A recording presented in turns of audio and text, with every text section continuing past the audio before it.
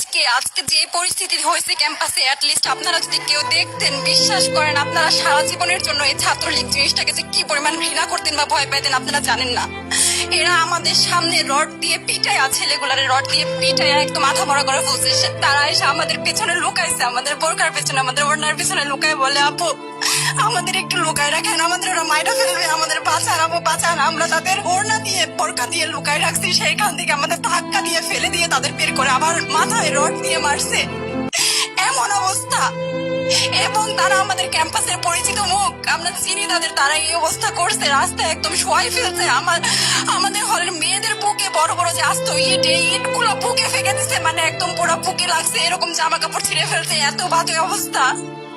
অথচ আমার ব্যাচমেট, আমরা যাদের সাথে ক্লাস করি, একসাথে বসি, আমি তাদের একটা কথা বলতে দেখি না এগুলো নিয়ে, একটা কথা না। এবং তাদের নিউজ ফিডে গেলে দেখবেন তারা এখন এগুলাই সাপোর্ট করে যাইতেছে।